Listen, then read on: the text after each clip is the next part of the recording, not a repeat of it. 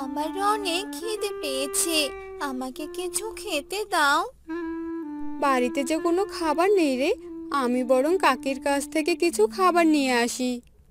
যাও দিদি, খাবার নিয়ে এসো, আমার যে বড্ড খিদে লেগেছে। এরপর গৌরী তার কাকির বাড়িতে গেল খাবার চাইতে। বাবা মা মারা যাওয়ার পর গৌরী তার ছোট বোনকে নিয়ে একাই থাকতো আর অনেক কষ্টে দিন পার করতো। কাকি, ও কাকি। কি রে, কি হয়েছে? এত ডাকাডাকি করছিস কেন? কাকি, আমায় কিছু খাবার দেবে?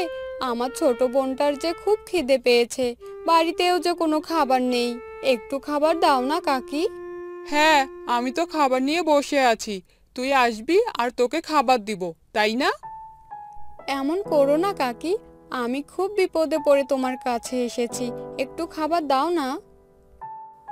এরপর গৌরীর কাকি ঘর থেকে কিছু খাবার এনে গৌরীকে দেয় আর গৌরী খাবার নিয়ে তার ছোট বোনকে দেয় আর মেঘা খাবারগুলো খেয়ে নেয় আর গৌরী মনে মনে ভাবতে থাকে।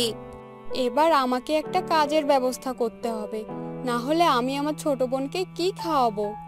হ্যাঁ রে মেঘা, তুই বাড়িতেই থাক, বাড়ি থেকে কোথাও যাবি না, বুঝলি? আমি কাজ করতে যাব, আমার বাড়িতে আসতে দেরি হবে। আচ্ছা দিদি, ঠিক আছে, আমি কোথাও যাব না। এরপর গৌরী বাড়ি থেকে বেরিয়ে পড়ে। গ্রামে এক ধনী লোক ছিল, তার নাম ছিল নারায়ণ দত্ত। গৌরী তার বাড়িতে গেল। সাহেব বাবু, আমার একটা কাজের খুবই প্রয়োজন, আপনি যদি আমাকে একটা কাজ দিতেন তাহলে খুব ভালো হতো।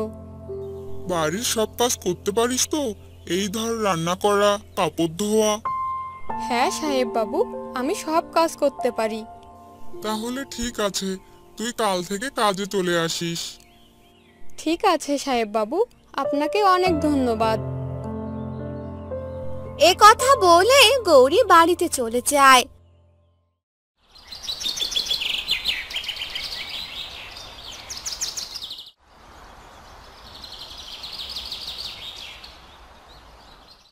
আর পরদিন সকাল হতেই গৌরী কাজে চলে আসে আর সব কাজ ঠিকঠাক ভাবে করতে থাকে। গৌরীর কাজ দেখে নারায়ণ দত্ত বেশ সন্তুষ্ট হয়। তুই প্রথম দিনই আমার বাড়িতে এসে বাড়ির সকল কাজ খুব ভালোভাবে করে ফেললি, এটা দেখে আমার খুব ভালো লাগলো। জি সাহেব বাবু, আপনি আমার অনেক বড় উপকার করলেন, আজ তাহলে আমি আসি।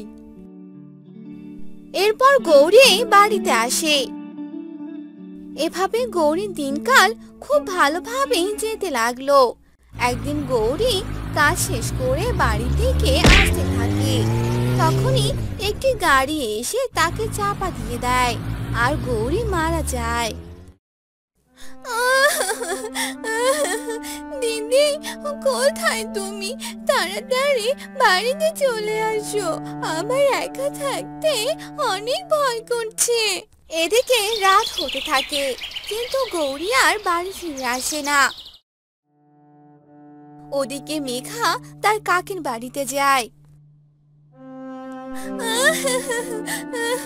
কাকি, তুমি কি আমার দিদিকে কোথাও দেখেছো? দিদি যে সেই সকালে কাজ করতে গিয়েছিল, এখনো আসেনি। তোর দিদি কোথায় কি করে না করে সে খবর কি আর আমি রাখি নাকি রে? হ্যাঁ, যা তো এখান থেকে, আমায় কাজ করতে দে। এরপর মেঘা সেখান থেকে চলে গেল আর বাড়িতে গিয়ে ঘুমিয়ে পড়ল। পরদিন সকালে মেঘার অনেক খিদে পেয়ে গেল, কিন্তু বাড়িতে কোনো খাবার ছিল না। খিদের জ্বালায় মেঘা কান্না করতে লাগলো। এখন আমি কি খাবো? আজ দিদি থাকলে আমায় খাবার এনে দিত, কিন্তু দিদি যে এখনো বাড়িতে এলো না। তখনই মেঘা দেখতে পেল তার সামনে একটি শাকচুন্নি দাঁড়িয়ে আছে। মেঘা শাকচুন্নিকে দেখে ভীষণ ভয় পেয়ে গেল। কে কে কে কে তুমি? তুমি দেখতে এরকম কেন? আমি তোর বোন গৌরী। তুই আমাকে চিনতে পারছিস না? আমার দিদি তো তোমার মতন দেখতে নয়।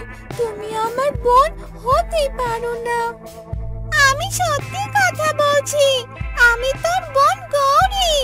আমি যে মারা গেছি আর এখন শাকচুন্নি হয়ে আমার ছোট বোনের কাছে ফিরে এসেছি। দিদি, তুমি মারা গেলে কিভাবে? এখন আমি কার কাছে থাকবো?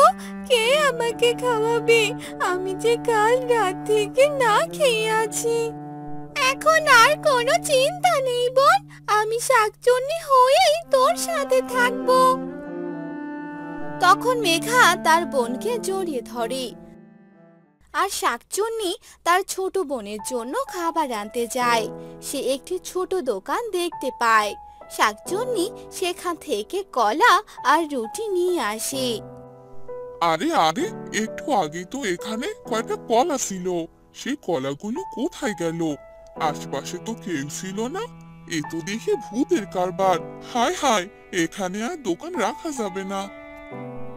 আর শাকচুন্নি সেই রুটি আর কলা এনে তার ছোট বোনকে দিয়ে দেয়। এই নে, এই খাবারগুলো খেয়ে নে। হ্যাঁ দিদি, তুমিও আমার সাথে খাও।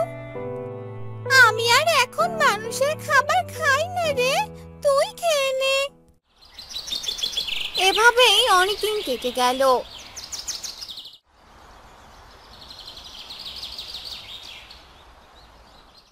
মেঘার কাকি ভাবতে লাগলো, আমি যদি মেঘাকে দিয়ে সব কাজ করিয়ে নিই তাহলে আমাকে তো আর কোনো কাজই করতে হবে না। আমি সারাদিন শুয়ে বসে দিন কাটাবো। হা হা হা হা।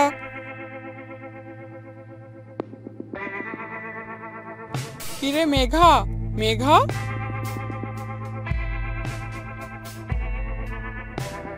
হ্যাঁ কাকি, বলো। তোর বোন তো এখনো বাড়িতে এলো না। তুই কি খাবার খাচ্ছিস না খাচ্ছিস সেটাও তো জানি না। তুই বরং এক কাজ কর, আমার বাড়িতে কাজ কর। এর বিনিময়ে আমি তোকে খাবার দেব। মেঘা, তুই রাজি হয়ে যা। আচ্ছা ঠিক আছে কাকি, আমি কাল থেকে কাজে যাব। এরপর মেঘার কাকি সেখান থেকে চলে গেল।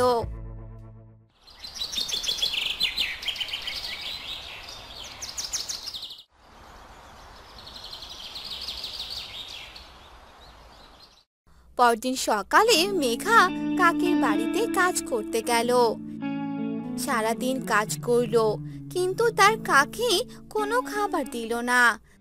মেঘা কান্না করতে করতে বাড়িতে এলো আর সে তার দিদিকে সব কথা খুলে বলল। এসব শুনে শাকচুন্নি কাকির বাড়িতে গেল। আমার বোনকে দিয়ে সারাদিন কাজ করিয়ে নিয়ে কোনো খাবার খেতে দিসনি, এবার দেখ তোর কি হাল করি।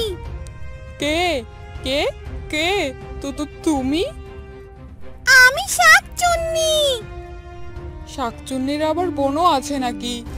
আমি গৌরী। আমি মারা গেছি আর শাকচুন্নি হয়ে যাই, আর তুই আমার বোনের সাথে অত্যাচার করছিস। এবার আমি তোকে ছাড়বো না।